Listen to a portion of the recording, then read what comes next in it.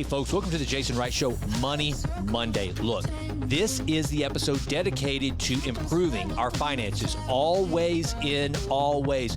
Part of our overall improvement has to be good stewards of our resources, and that's what Mondays are for on the Jason Wright Show. So with that in mind, let's go.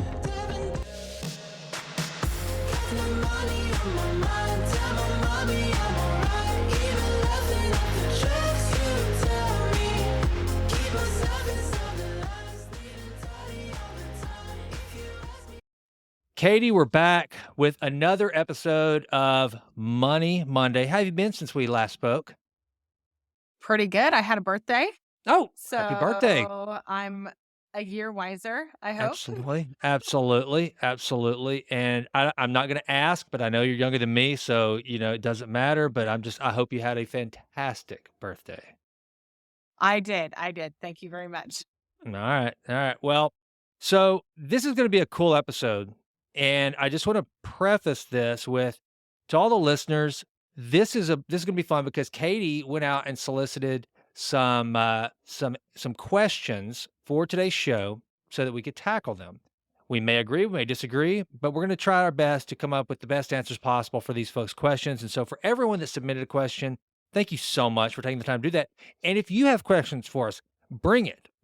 We want to kind of talk through some of these real life situations that people find themselves in, whether it's trying to figure out how to start a business and how to manage it properly, how to buy your first home, your first car with cash, whatever the case may be. Katy and I want to cover it. This is what she does every single day. I'm just kind of a practitioner here. I've done it the right way at times. I've done it the wrong way at times. But now I'm old, so I think about this thing kind of figured out. And the money game it's not rocket science, thank God, because Lord knows I would, if life depended on me being a rocket scientist, my family would starve.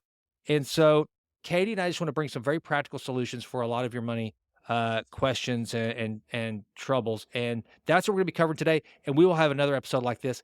And we actually think that the next time we get together, we were just talking about before we came on, we might actually get some live guests to come on here and try to help walk them through some of these strategies. So with that, all right, so Katy, can I get into my first question? Because, this will show you the level of intelligence of my my listener, not but actually my close friends who are One. listeners. Yeah, right. My one close friend that's a listener. You ready for this? Okay, so here was Absolutely. the question posed whenever he saw Katy's question that she asked about for this episode. Matt Wagner, that's Mattwagner, everyone, Matt Wagner over in the United Kingdom. This was Matt's question, okay? It was, let me find it. Oh, darn it. Now I get through all that. Oh, here we go. What's the airspeed velocity of an unladen swallow? And I think it's unladen. I think I'm pronouncing that right. So Matt's question for Money Monday was, Okay. what's the airspeed velocity of an unladen swallow? So it's okay to, you and I have a crack team of researchers. I mean, we have a big Yes. staff behind us. We've got minions, people fetching our coffee, going out. I mean, we're Mhm. just like a couple of Miranda Priestleys with all these people just out there running around. And so I said, okay, research team, come here, AKA ChatGPT, get me an answer to this question. And here's what we found. Okay. And this is how I responded on behalf of both of us. Dear Mr. Wagner, our team of researchers has received your question, and after much debate and consternation, we have determined the following. The airspeed velocity of an unladen European swallow is approximately 25 miles per hour. For those of you on the other side of the pond, that would be 40 kilometers per hour. However, it's essential to specify whether you're referring to an African or European swallow, as the answer famously changes in the movie Monty Python and the Holy Grail. Please tune into the Jason Wright Show Money Monday, where your question will be answered or addressed on air, as is the case right now in real time. Keep improving always in always. So Matt Wagner, there's the answer to your question. So I say from now, it can only go downhill from there, Katy. Am I right? Yeah. I mean, that was a wonderful question to start off with. And way to stay on topic too, right? Exactly what we're here for. All right, so now trying to get into the kind of the serious side without being too serious, let's go into the first question because this involves something that there's a subtopic to the first question that was posed to you that I want to dig into, Yes. but here it is. Okay.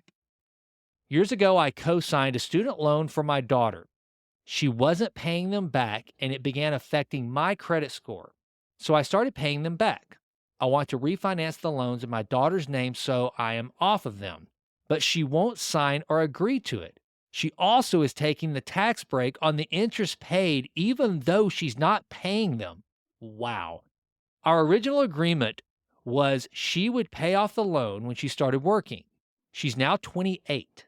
Is there something I can do to get out of this situation or make my daughter start paying them back? Wow, that's so sad on a whole lot of levels. So Yeah. the first thing to the mom, I just like to Yeah. say, praying for you, sister. That's sad. That's just so what's your initial thoughts on this? So my initial thoughts are you cannot make somebody refinance anything. Yeah. Like they have to be the ones to initiate it. They're the ones that have to sign it. And if you co-sign a loan, you are guaranteeing that it will get paid back. So that means if the primary person on the loan does not pay it back, you are saying, I will then pay it. Yeah. So that and outside of student loans, if you just think about like a car loan or a personal loan or something else, banks will loan dogs and Mhm. dead people money. Yep. And they are not going to let this person take out a loan. Like that's that's saying a lot. They don't think that that person's going to pay it back. Yep.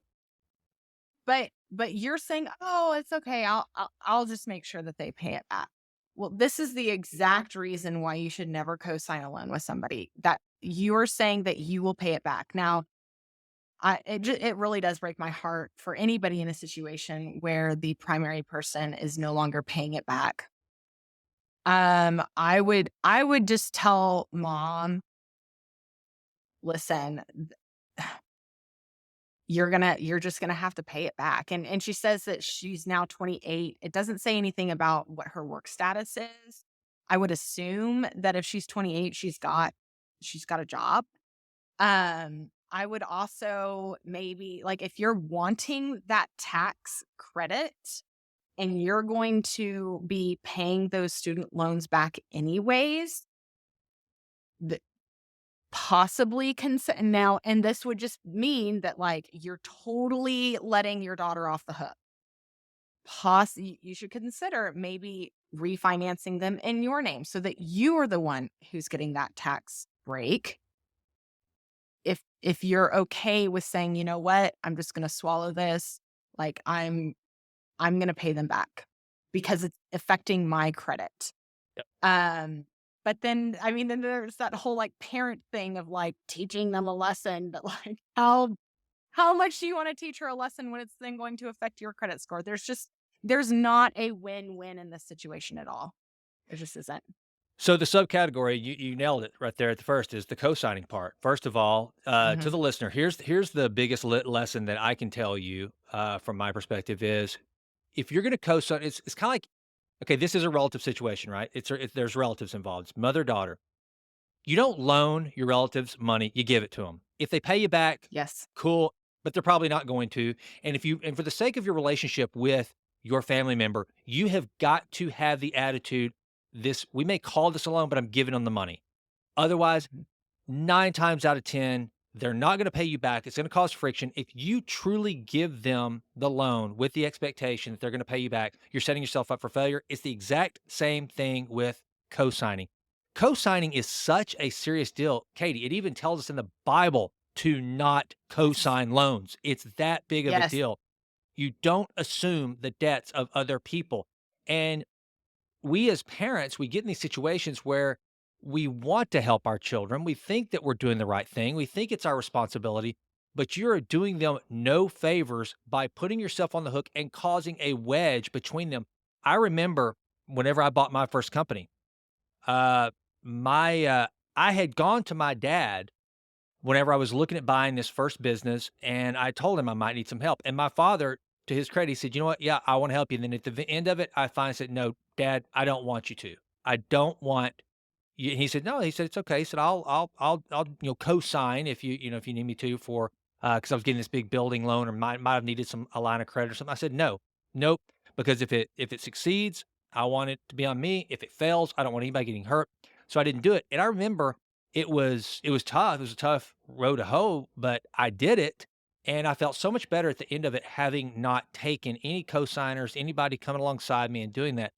And I actually had and just here's how you have the conversation with that family member, I think, because 'cause I've had to have this conversation really recently. I have a family member that has spent their life in a lot of trouble, and, and I love this family member, and I don't want and we're just kind of it's a member that's been out of my life for a long time. We're just kinda reconnecting, and I don't want anything to jeopardize just my relationship with this person, and nothing comes between 2 people like money. Money just destroys so many Yes. lives, and so he came to me and was asking for me to co-sign on a loan, and I said and it was hard. Everything in me wanted to. I want to make his life as easy as possible, but also know I'm not doing him any favors, so I said, "You know what? No, because I don't want our relationship to ever be defined in any way by money or finances. I don't want that to ever be a part of our relationship. It's just not I'm just not gonna allow that in." And it's tough. So I think you're absolutely correct in what you said on just the whole co-signing thing. Secondly, with Yeah, student and loans, that student loans are a tricky one. A lot of parents are using Mhm. those but to make up for the money they didn't save if they wanna pay for their kids' college. And I it's kind of I can tell you so my girls, we saved, paid so they graduated debt-free from college, never had to do college loans, but I can tell you, the attitude that a lot of these kids have, and as listening to my daughters think that parents out there are cruel who didn't save for their kids and, like, or their friends that are graduating and having to pay back their student loans, they're just like, "I don't understand this. Why would their parents do that?" And I'm like so if they have that attitude, then there's a good chance that parents, if you are thinking that co-signing on student loans for your kids, that they think, well, it's my responsibility and mom and dad are helping me, you better have that conversation because there's a good chance that they just think, no, this is your responsibility, mom and dad, to make sure I get a secondary education. And if you have to borrow this money, fine, it's on you how it gets paid back. So I think it's just it goes from don't co-sign to really clear communication, right? yeah, absolutely. And going back to the your family member Hmm. um situation, the borrower is always slaves to the lender. And so when you co-sign, even though they are not borrowing from you, you're still saying that they're going to pay it back. And so it's almost like you shift that relationship into a slave master uh, like situation. And it's just it makes things sticky, and Christmas seems different, Yep. Thanksgiving seems different. If you're not paying it back, you want to avoid them because you've got shame wrapped around and Hmm. embarrassment that it didn't turn out the way that you hoped it. It just is not it is not a good situation. And even if you are the person who's really wanting to borrow the money and you're the one asking for a cosigner, think that through. Do you really want to be hiding from that person if Exactly. things don't go well? Like, Exactly. it's just sticky. And then going back to the your daughter's friends who ended up having to get student loans, parents paying for their children's education is a blessing. Mhm. That is not an entitlement, and there are ways to pay for college without having to go into debt. Now that has to start off with clear communication, really, um, prior to starting high school, because Yep. if you are putting the cost of further education on the child, they need to have and be aware of that at least 4 years leading up to that. And you're like, I'm talking to a 14-year-old, 15-year-old. How are they even supposed to like understand that? But being clear is being kind. And if they have goals to go to a college and get a secondary education, that's wonderful. But let's also not just be like, "Oh, senior year, we didn't save for you, so now it's all on you," and they had no idea. Yep. Um, and you can be applying for scholarships, they can be working, and then and I could get on a soapbox on paying for college debt free is school choice. Mhm. I live in just north of Tulsa, and anybody who lives in the county of Tulsa can go to it's either Tulsa Tech or Tulsa Community College. I can't remember. There's two 2-year degree schools here. They can go and not pay tuition if they graduated from high Wow. school and live in Tulsa County. Wow. That's free education. Yeah. You Yeah. know, and yes, it's not the experience with the big oak trees and like college game day and all of that. But listen, free is free. And you're going to be paying 20 grand your first year at a 4-year school or more, or you can get that free and living at home so you're not having to pay room and board. I mean, there's just so many ways and it shouldn't be an entitlement thing. And it's not. So, And that yeah, brings up the that's my 2 conversation that cents. is yeah, we could do a whole topic just on financing college, and, Mhm, I have to put my kind of, cynical pants aside whenever I start talking about the modern day university system because essentially, like, here in Tyler, Texas, we have the University of Texas at Tyler.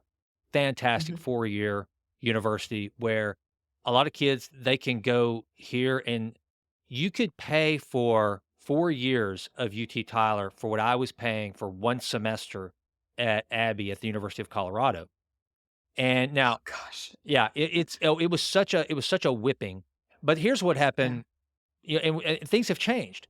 When I was the first member of my family to graduate from college, I put myself through undergrad and graduate school for that matter, but it was supposed to be, you're supposed to be that's another thing too, that's another topic. If you're going to get an MBA or law school, the idea that your parents are supposed to also pay for that, that's just crazy town in my book, but whatever. Mhm. And so I looked at it differently. I felt so fortunate that I was and so blessed that I got my college degree. I told my girls when they were really little, if you can get in, I'm going to get you there. That's it. And now, though, if I Yeah. were doing it all over again, there's no way because what we hear about is what you mentioned that experience, the college experience. Well, let me tell you something.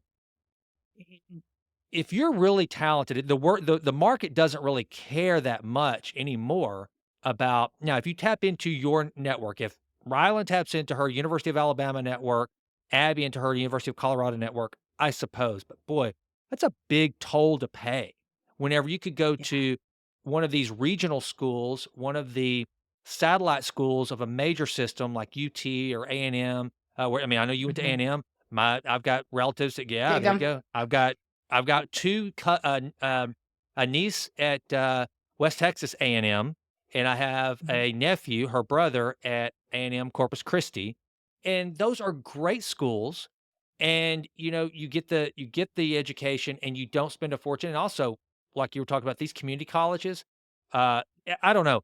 I guess that's the thing, and my brother and my sister, they were smarter than me because they told their kids you can go anywhere you wanna go, and we'll pay for it, but as long as it's in state, as long as it's in Texas. Mhm. If it's outside of Texas, you make up the difference, and I thought that was brilliant. So, therefore, all of my nieces and nephews, they went in state, whereas Rylan and Abby, what did they do? They both went out of state, and we paid this ridiculous premium.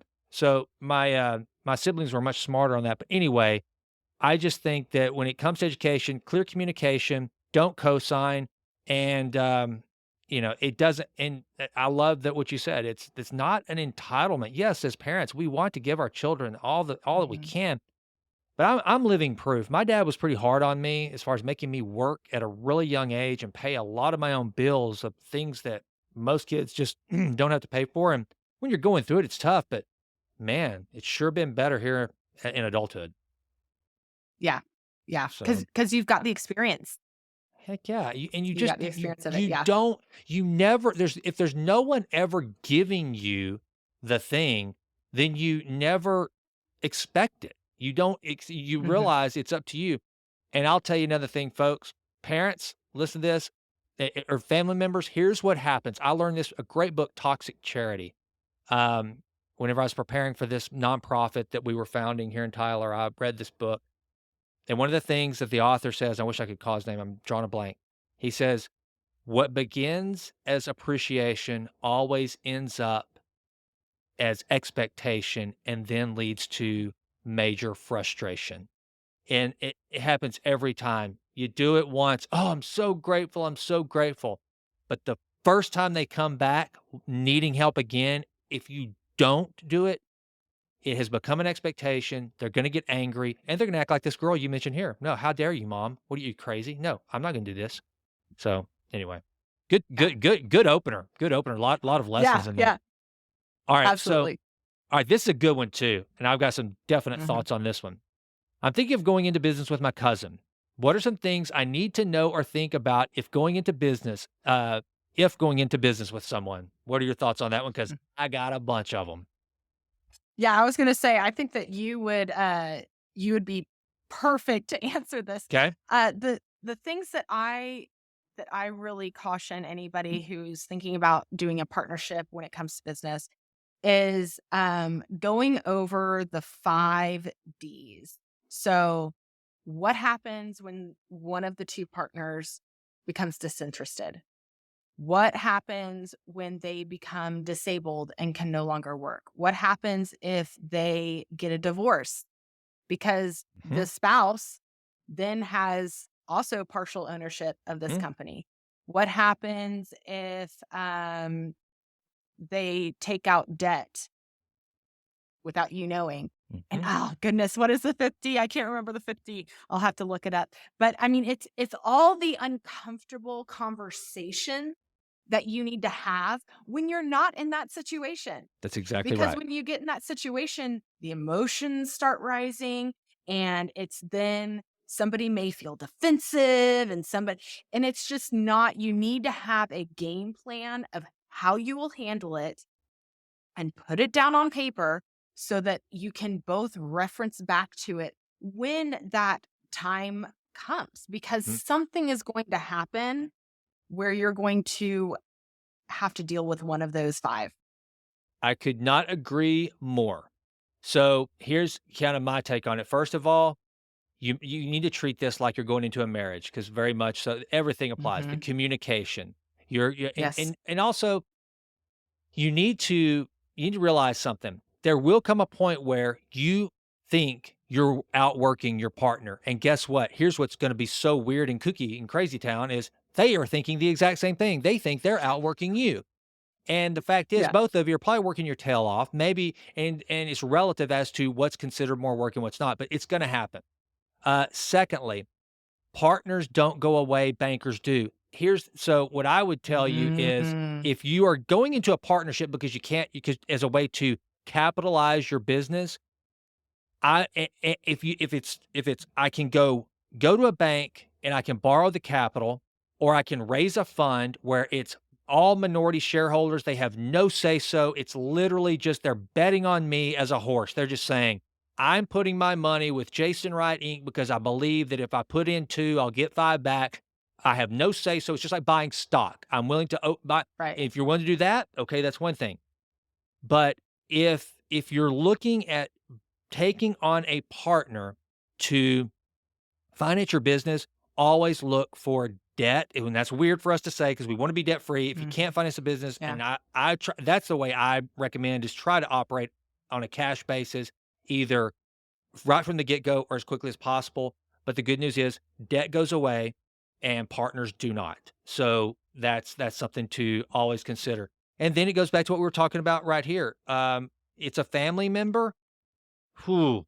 I mean, that is a tough one because and the thing is what Yeah. Katie said, it makes so much sense. Always spell out the worst day of your partnership you could, possibly imagine. You know, spell it out, what that looks like, and what are you gonna do when that day comes? And here's what'll happen. You're gonna have that conversation, and both of you are gonna sit there and go, "We know this will never happen. We know this would never happen." Right. And you might be right. It might never happen, but guess what? There's a darn good chance it will. It changes everything just like marriage. People think, well, if we live together for 2 years and then get married, nothing'll change. The hell it won't. You're delusional if you think that. Yeah. It changes everything when you are legally bound to another person. And then when you put business into the mix, and in this one, it's goes to going into business with my cousin. Well, if you're close enough to go into business with them, you probably do spend Thanksgiving and Christmas with them. And Yes. if if something's gone bad in the business, guess what you're gonna be talking about while the Dallas Cowboys are playing Washington over Thanksgiving? You're gonna be, talking business, and I don't know, it just not saying don't do it. I'm not at all Mhm. saying don't do it. As a matter of fact, I think it's one of the reasons why my stepmother and my stepbrother have been so very successful. They went into business together, and because of that, they both had someone there at all times as their company grew that they knew they could trust. I mean, Yeah. it was mother and son, and both of them had a connection and a respect and a loyalty to each other that it's hard to get. So there is that element, and if you've got that, I do see the value of that. But also, I've listened to both of them upset with the other because one was doing more work as they saw it, one was doing more work as they saw it. You just have to be very open and prepared for that. Yeah. Yeah, absolutely. Yeah. Yeah, I would say tread lightly on this. Don't jump into it and get some counsel. I mean, talk to people that own their own business, ask them if they did a partnership, and seek out people who do have partnerships. And Yep, how did you structure it? What are some hurdles that we need to look at? What are some things that we've not thought about that we do need to consider? It just and especially, I don't know, friends and family. Like, you always hear, don't do business with friends or family mhm, either. Well, going into business, oh my goodness, that creates a whole nother level of complexity in the relationship. I mean, it could be great, but then it could be also disastrous. exactly. So, yeah. Robert Pelche, who's an incredibly successful car dealer here in Texas, and, he and I used to go to lunch weekly when I first moved to Tyler and bought my first business, and, he served as a mentor to me, and I had a couple of guys that wanted to back me to open more real estate offices, and so I went to Robert and I said, "What do you think about this?" And he said, "Well," he said, "You're already married, right?" I said, "Yeah." And he said, "Okay, everything perfect in that, no bad days, everything's wonderful?" I said, "Well, no, I mean, it's a typical marriage." He said, "Okay, so why would you want another one?" And he said, "Because that's what you're gonna get." And he said, "Here's what I do." And here's how he's always run his businesses. Now, Robert, if you're a general manager at one of Robert's dealerships, you get compensated very, very well. And his take on it, and it's something that has always stuck with me, is I would rather overpay my senior managers than bring on partnerships. Because when you do that, and this is something to think about for those of you who think that, well, I've got to give up equity to get the best and brightest. Not necessarily. Now, granted, it can certainly help, but you would be surprised if you can afford it. And of course, each scenario is different, but if you can afford to bring someone on and pay them as their partner. Great example of this, Chick-fil-A. Chick-fil-A does not have quote unquote franchisees. What Chick-fil-A does is you pay $5,000 to be a partner. And what they do is if you're a partner in Chick-fil-A, now they may have changed some of this, but to my knowledge, this is still the case. If you're an operator, that's what they call them. If you're an operator of a Chick-fil-A, of which you can only operate no more than 3, I believe, and you share in the net. And I think it's pretty steep. I think it's like you get a 50-50 net share agreement. So you don't own the real estate. You do not determine the location. you have nothing to sell when you're ready to retire. It goes to another would-be operator, either an existing operator or someone that's worked their way up and they're in the stable waiting to become an operator, but you never own anything. But I've never met a broke Chick-fil-A operator. They make a lot of Oh, money, and it's worth it because the person that's operating it, it's kinda good for them. They go, "Well, I also don't have to take on the burden of owning the real estate, and what if things go wrong?" And so there right. are opportunities like that. So if you're looking at setting up a business, let's say that you're starting a franchise deal or whatever, and you've listened to this and you go, "How could I do something other than bring my cousin in as my partner?" Well, maybe just figure out a way to pay them as though they were a partner. Share the revenue, share the net revenue with them. Give them Yeah. incentive for the company to grow. And that should be the case in any business I think that you're building up is always let people share in the rewards, but try to maintain as much ownership as possible just because you want to maintain that relationship and one, to not burden them with the worry and the concern, let them do what they're really, really good at and not get bogged down with Mhm. some of the ownership things that you get into. And two, but most importantly, it's just protecting that relationship. So those are some things too that you can do as an alternative to taking on your cousin as a partner. Yeah, and really, when I say, like, options give you power, Hmm. this is a great example. Sit down and come up with be creative on how you 2 could work together in this business and list out 5, 6, 7 different ways that the relationship or how you're working in the company could be, and then discuss all of them. Yep. Because if you're just like, "Oh, well, it just has to be a partnership," then you feel like you're backed into a corner or you're stuck in this pigeonhole, when really, when you get creative and you come up with many different ways to structure it, then it gives you power because you have the options. That's exactly right. Very good. Very good. All right. Yeah. This is a good one. These are great questions. I love this one. Because I've had to look down the barrel of this gun before. Should I save for my kids' college before I save for retirement? I feel guilty saving for retirement and not college. Any advice? Wow, that's a good one. What do you think, Kate? Yeah. All right. So my thing is, excuse me, you are going to retire. Your kids may or may not go to college. Mm, Just plain and simple. They may or may not go to college. They may go to a trade school, or maybe they decide to go into real estate and they do that. That that doesn't require a university degree. They may end up getting scholarships. They may end up, I mean, there's so many factors when it comes to paying and funding college, but you are going to retire. So that needs to be a priority. And when you're like, yeah, but oh my goodness, like I want to give to my child. The best gift, the absolute best that you gift you could give your child is for them to know that you are financially okay in your later years. Because if you think about it, if you spent all your money trying to send them through college and you didn't save anything and now your health is kind of waning and but you don't have enough to really retire, well then now your child is in those sandwich years of raising their own children and trying to save for their retirement, trying to save for their children's college, and now they've got this parent who doesn't have any money or enough money. And so now they're trying to handle their own household, their own children, and now you that just places an even bigger burden on your child versus, okay, well, let's get creative. Let's write down some options on how we could pay for college without me having saved because we don't have that type of money.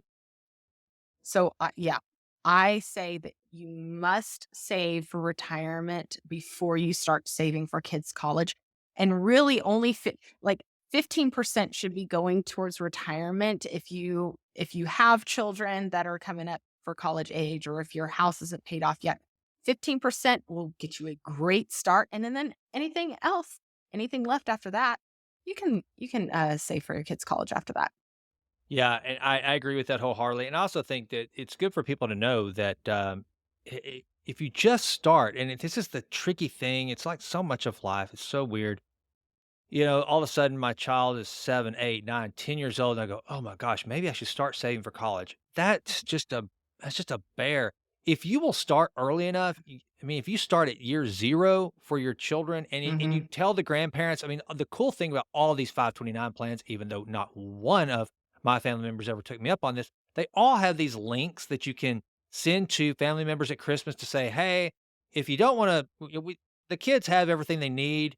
Instead of toys, would you mind funding a little bit of their 529, put 100, $200, whatever you would spend on their Christmas presents, would you just Yeah. do this? I mean, it just there are other ways, and you've got so much, and like you say, it's mission critical. It's guaranteed. You're gonna get to a point where you don't go to the office every day, whether you like it or not. You're not gonna be able to do what you do forever.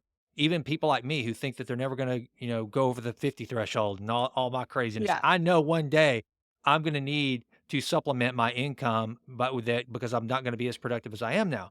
And, but if you just start early enough, it doesn't take that much. And again, it's a gift. It's not a right. Mhm. The college, if you can give your kids 25 grand to say, "Hey, there you go. There's a big Yep. cash, amount for you. Manage the rest wisely. Go figure out how to do that's more than Yeah. I had, so you can do this." So I think that's very good advice is to save for your retirement, which even if Mhm. you don't retire, you may still be a greeter at Walmart when you're 80, but you're not gonna make enough money probably to to just be completely independent if you're not careful. So make sure you're taken care of Yeah, in that regard. absolutely. All right. So the next one, I love this.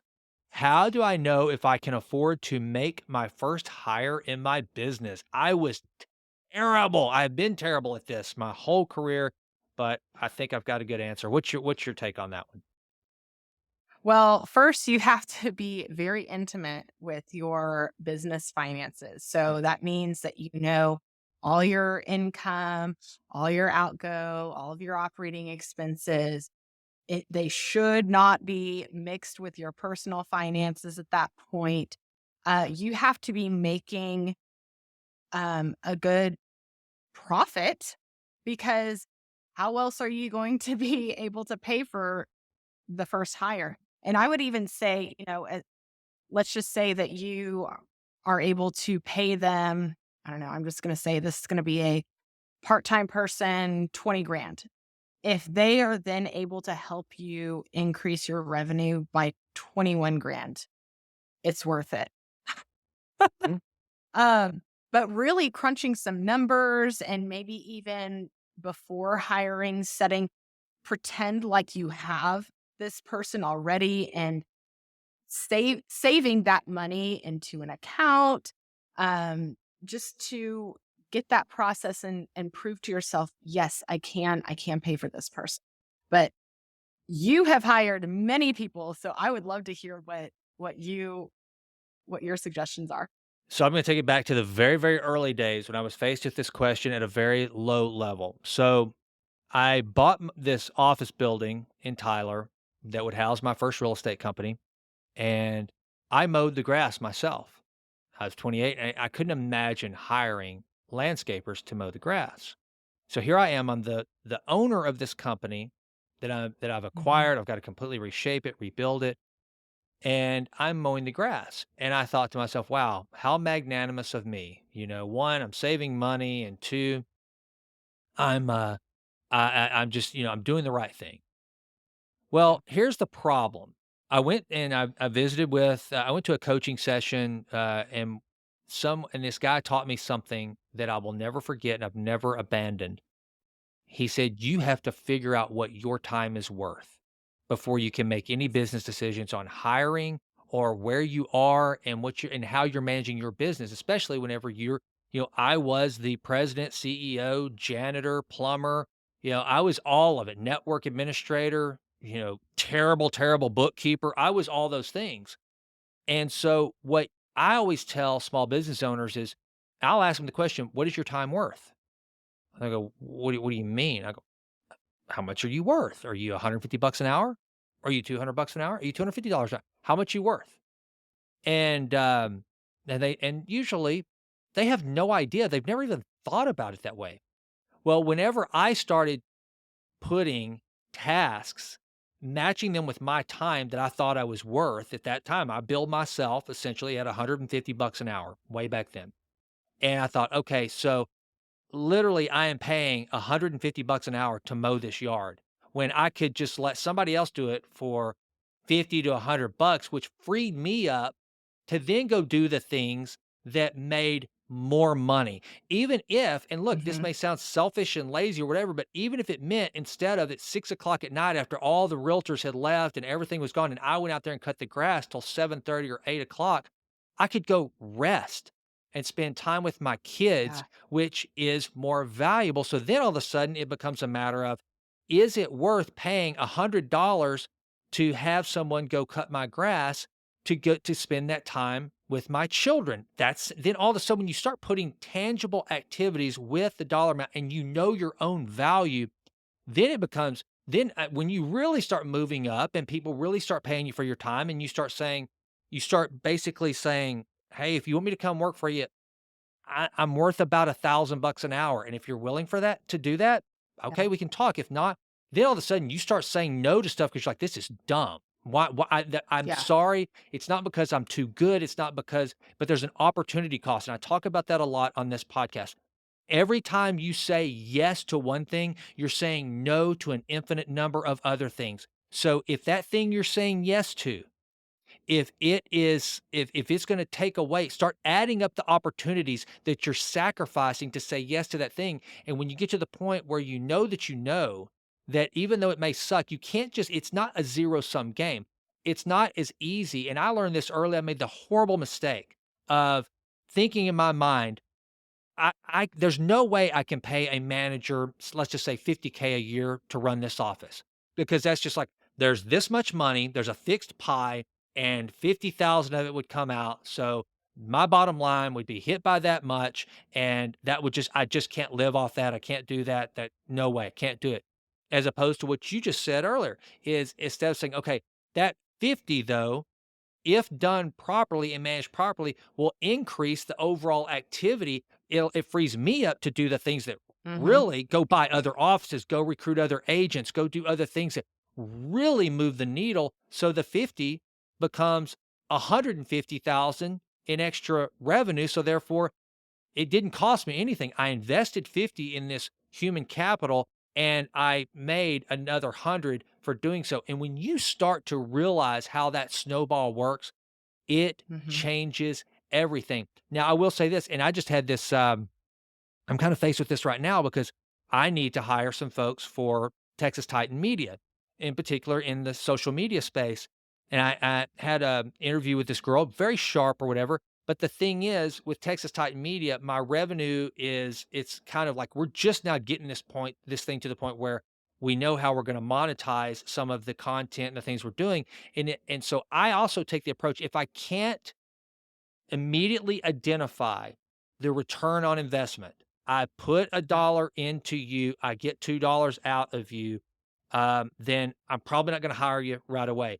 So what I've got to do is go figure out, okay, if I'm going to bring you on, just so that the two of us can have an expectation of what revenue add are you going what how much of my time are you going to free up? And then I did the same thing. Okay, this is going to take so many hours off my plate. And let's say if it takes 5 hours a week off my plate, well, that's $5,000. I mean, and you treat it like so that's $5,000 that by hiring this person for $1,000 a month, well, okay, that math works. So that's how I try to figure those things out. And it's not easy because no one especially, solopreneurs or just basically the CEO. I don't care if you're running a $10 million top line company, but you're considered still a small business owner.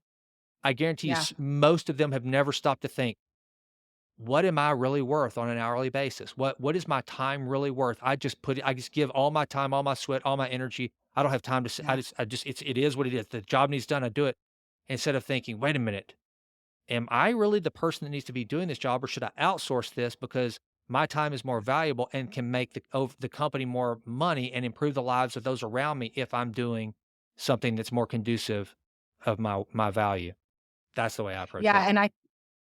and I would also start because especially the solopreneur or even the small business owner, They may have like, write down everything that you do in a week, Yep. in a month, and figure out what only you can do. Because there are tasks that you are doing that somebody else can do. You may be resisting on giving that up and delegating that, but when it comes to your business, like, I couldn't have my personal assistant come in here and do this interview for me. I mean, Right. she would probably be able to understand and give good advice, but it's me, right? Mhm. I can't also have somebody else coach my client. That's right. That's me. That's right. But answering emails, answering inquiries, responding, going out and networking, that could be somebody else. Mhm. Mhm. But when it comes down to or writing, like I enjoy writing, I want it to be my voice. Yeah, my YouTube episodes, I could outsource that. I don't have to be the one sitting there editing everything. So really making a list of what you are actually doing and then what somebody else could take off of your plate so that you can do more of what's bringing in that money. I guess it was, Peter Drucker who used to always say, "Automate, delegate, or eliminate." You've got it's gotta fall into some Mm, category if it and only yeah. and then like you just said, only leave the tasks that only you can do, and put those tasks under really harsh scrutiny, and by the way, I'm sitting here talking about this all confident like, I'm the world's worst at it. I try to do way, way more than I should be. I do things that I should absolutely never do. And so I don't have this completely figured out, but I do know that to do it right, you need to either automate it, delegate it, or eliminate it. And if you can't do one of those Mhm, 3, then that leaves only you to do it. You better be able to justify it because what you just said, that's what frees you up to be able to have times like this, which builds your brand, builds gives more mhm, people understanding what Katie Hylander does and who she is, and that's stuff that only you can do. You are the walking billboard for your business, and so yeah, mhm. I think that's all good advice. All right, so number 5, I have a friend getting married next weekend. I had to buy the dress, cowgirl boots, pay for hair, nails, makeup, hotel room. This is why I hate getting invited to big fancy weddings that aren't in my hometown. Now she's saying we need to buy a coordinating rehearsal dinner outfit and is asking us to help cover the $1,500 remaining balance for the venue.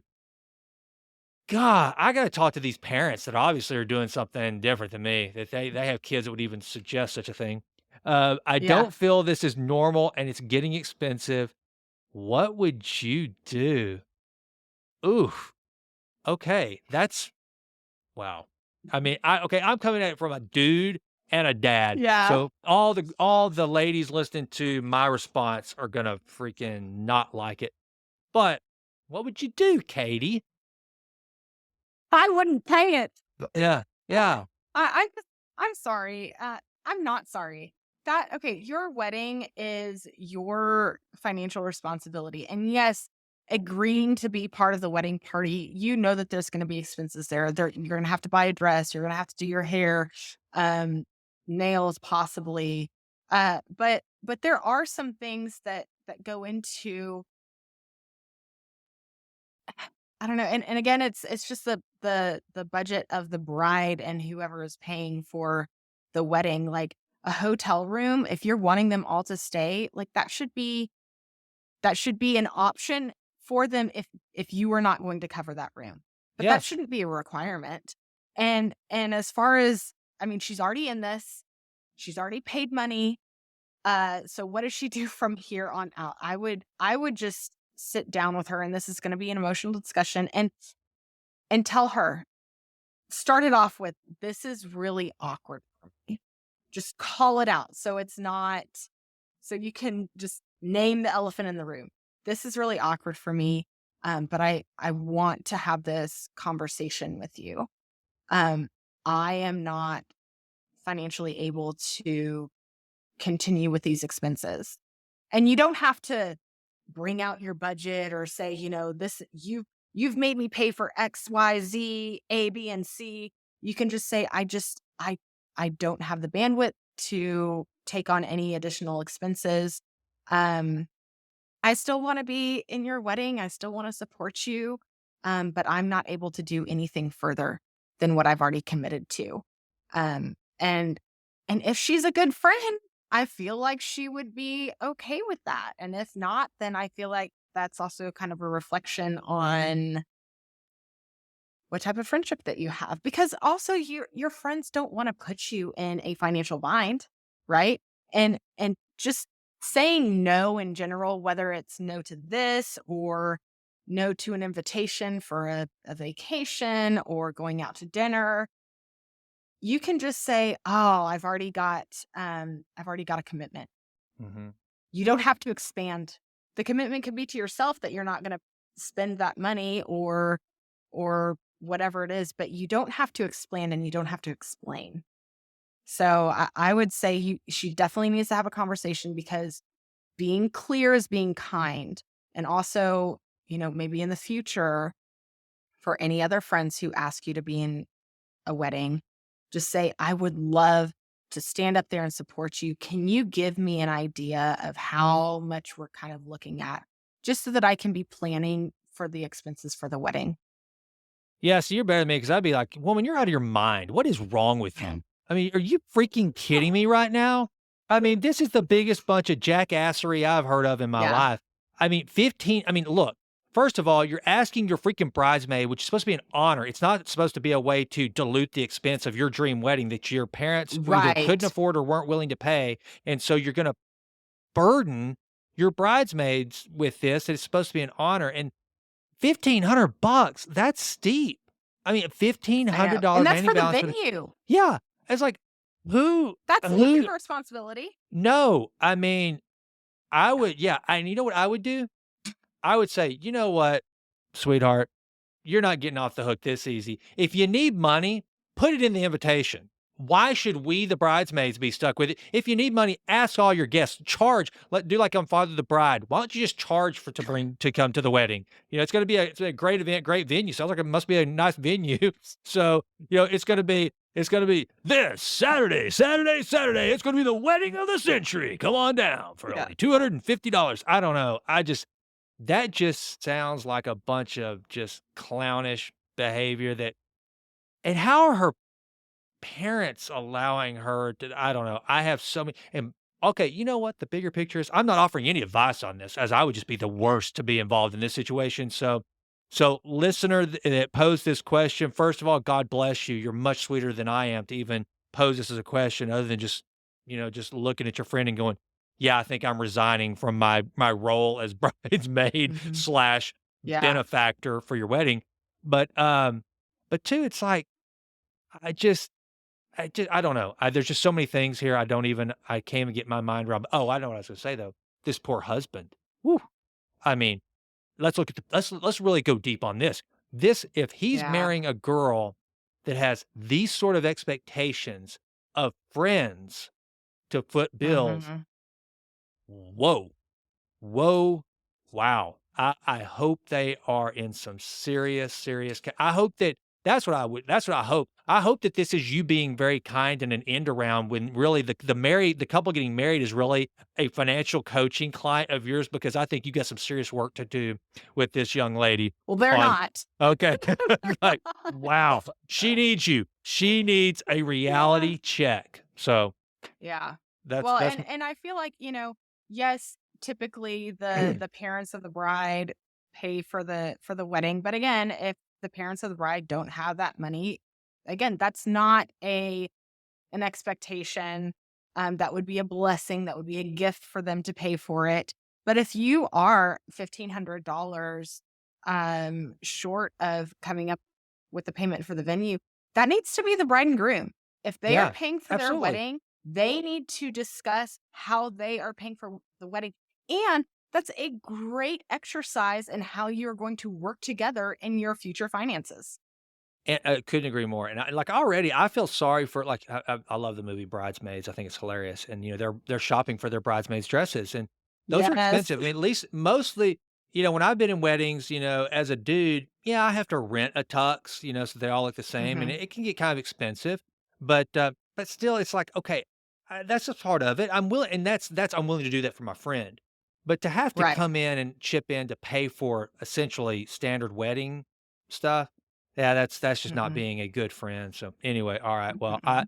I'll back off on that one so we can wrap up these last 2. That one just kind of Okay. fires me up. Wow. Um, I think there's a word, I think it says, should I, move my traditional IRA to a Roth IRA? Is that even Mhm. possible? I'm 53, if that matters. What's your take on that?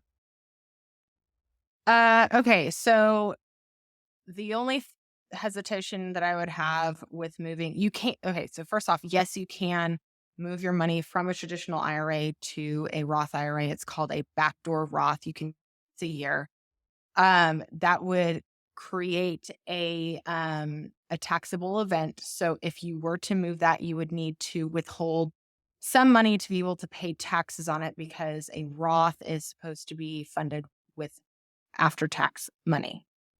Um, the only kind of hesitation that I have since she mentioned her age is that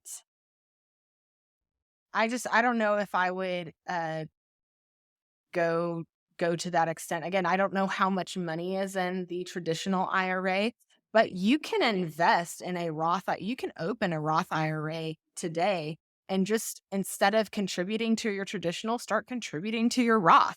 I don't know how many more years she's planning on working, because you can really build up some major money in that Roth. And I can't remember what the catch up date is, but there's a certain age. If you are over that amount, your the max amount that you can contribute is increased. But, if you are single, you can contribute $6,500 a year. If you are married, it bumps it up to $13,000 a year, and then after a certain age, it increases a little bit more for catch-up contribution. um, I don't know. I would say go ahead and open a Roth IRA. You can still invest in the same mutual funds or whatever you're investing in your traditional IRA. You can do that in the Roth. It's just a different umbrella that's being held over the investments themselves. But I would also reach out to a certified financial investor or advisor, the people who actually sell those investments. I don't sell anything. So this information is I don't benefit from it at all. Um and I would just reach out to them and ask what their take would be on transferring the money that's in the traditional IRA over to the Roth IRA. I think if she were younger, then I would consider it more, but I think I think at her age, it just is kind of a wash right now. Couldn't Yeah, I agree. That's what I was gonna say because we don't know if she's 53, that's probably a pretty good chunk of cash if she's been saving, and so therefore Mhm. that taxable event is gonna hit her pretty hard, and so she's gotta Yeah. figure out how, even though she's gonna have the tax benefit of pulling it out in, say, let's say she starts tapping it in 20 years at 73, Mhm. you're still got to make up, and is it that big of a difference? Same thing you said. I mean, even if you get into the position of you're making too much money to contribute to a Roth, do the back door, pay the penalty on the 6,500, which isn't that much money, but you Mhm. get a Roth started and fund it through, 30 years of earning years. That makes sense. But yeah, that's she's in kind of a tough spot. But the good news is, I mean, if she's as long as she's got savings and she's 53 and just keeps trucking, I mean, yeah, Yeah. open that Roth now. And then maybe let's say that she's 53 and she's making what, like 100. Let's say if she's married and she's making over 200, something like that, like maybe $200,000 a year, and so she's ineligible for a Roth. Well, then go ahead and open up a traditional, fund it for $6,500, then transfer that one to a Yep. Roth, and then start piling up. Because at 53, her earnings, especially if she's married, it may be over that threshold where she could just go in and open a new Roth. And if that's the case, do the back door, pay the penalty on the 6,500, and fund it for the rest of her life as opposed, and then keep funding the Roth. I mean, yeah, that's what I would do. I mean, but again, we Yep. have to know a little more data about what kind of dollars we're dealing with. Okay, cool. Right. Right. Yeah. All right. All right. So here is the final question of the day. These have been good. This has been fun. Kind of got They've my been blood. great. It's The, fun. some of them got my blood pressure up a little bit, and I've learned about there's some scamps out there that I don't know about, but whatever. All Yeah. right. Seventh and final question. Loan from 401k to pay off student loans or pay the higher interest rate on the student loans? Ooh, good one. You go. What are your thoughts? Okay. I never suggest taking a 401k loan out. The only time that I would suggest doing that is to avoid foreclosure or to avoid bankruptcy. Um, and here's the reason. When you take a loan out for your 401k, you have to pay it back before you leave that company. And you may be like, well, I have no plans for leaving this company. It's a great company. But listen, you could get fired. They could have layoffs. You could have a change in leadership, and your boss is now a jerk. You could become disabled, or you could die. Okay. Yeah. All of those things create a situation where you no longer live there. You no longer work there. And when you no longer work there, your loan has to be paid back in full by the time the next your that year's taxes are paid. And if they're not, then you have essentially they consider it an early withdrawal. So you are taxed at your tax rate plus a 10% penalty for an early withdrawal. Yeah. So I would say absolutely not. Also, you end up being taxed on it twice. Okay. So you aren't paying any taxes when you contribute. You pull it out. Okay. So and then you're taxed. Then when you're putting it back in, you're putting after tax. Sorry, you pull it out. The money that you're putting back in to pay it back has been taxed because it came from your paycheck. And then when you get to retirement, if you have been contributing to a pre-tax plan, then you're taxed when you withdraw it then too. So you're taxed twice on this money. No, absolutely not. Get aggressive, get on a budget, be aggressive on paying back your student loans. You can do this without messing up your future with your 401k loan. Yeah. Could not agree more. And by the time the good news is, I mean, don't student loans, most of them, I don't know this, I should. Most of them have a 25-year kind of like drop. I mean, you don't pay them past 25 years. Is that right? They don't they aren't most of them if it's like on an income driven plan or there's some of them. So that Mhm. might have a deal too, where you look and you go, Yeah. well, mine, whether even if I have a balance, it gets forgiven after 25 years of on-time payment. So therefore, it'd be nice to just go ahead and do the math and figure out how much I plan to have in my 401k in 25 at the end of this time versus the student loan that might be forgiven. Again, you need to talk to your servicer and figure out if there's a plan you can get on for that or whatever. Again, it's definitely worth looking into. But the bottom line is, I'm with you. And a lot of people forget about that. They see that they've got a pretty nice chunk of cash. It's their money. They've saved it. Yeah. And yeah, if you're about to have your house foreclosed on, you go through a COVID situation and you lose your business or whatever. But unless that's the case, it's just, and you also lose all that earning power. I mean, that you pull out Yes. that amount of money because if you're borrowing against it, must be a pretty, you're not going to borrow 5 grand from a $150,000 balance 401k. So if you're say taking 50K out of your biggest nest egg for retirement, then you lose the earning power of that higher number that's compounding that you worked so hard to Yeah. build up to. So there's a lot of reasons why just that's should be kind of untouchable monies. So Yeah. Yeah. well, dude, Katie, I think we crushed some pretty good, questions. I think this audience right now is just going, "Wow, Katie's freaking amazing." Jason wouldn't shut up because he got so fired up, and I don't care about him mowing his yard and stuff, but, yeah, I think this is fun. Well done. This was so fun. Yeah. Okay. Yeah. Send in more questions. This would just be so much fun to continue these conversations. Absolutely, yeah, please do. I gotta ask again because here's the thing, Katie and I, we do our best to try to figure out, okay, what people should know, what might pique their curiosity, but it really let's hear from you because here's the deal, if you have the question, then that means there are millions of others that have that same Yes. question. Even though we are all individually and wonderful, uniquely designed, we all have that where there's some commonalities. And so it's, I guarantee you, your question is not going to be the one that the whole universe says, "Huh, never heard that one before." So Yeah. bring it. We want to answer. Yep. So, all right, Katie, this was fun. As always, I appreciate you spending the time with the Jason Wright Show audience. Yes, absolutely. Thank you for having me, Jason. All right. Thanks, everybody, for listening. Bye. The information provided on the Jason Wright Show podcast is for general informational purposes only and should not be construed as professional, financial, or investment advice. The content presented is based on the host's opinions and personal experiences, and it may not be suitable for all individuals.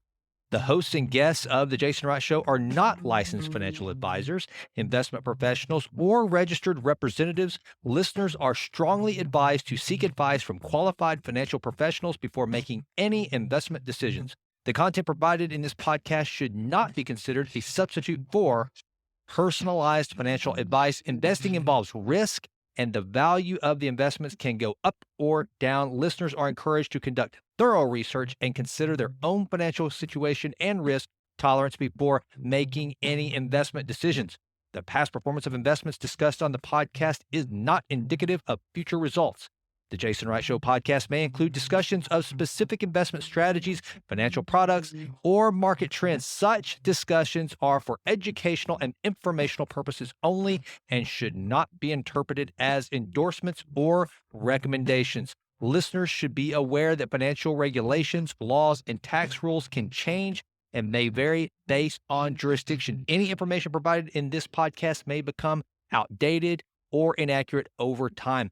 By accessing and listening to this Jason Wright Show podcast, you acknowledge and agree that the hosts, guests, and creators of the podcast shall not be held liable for any losses, damages, or expenses arising from your reliance on the information presented.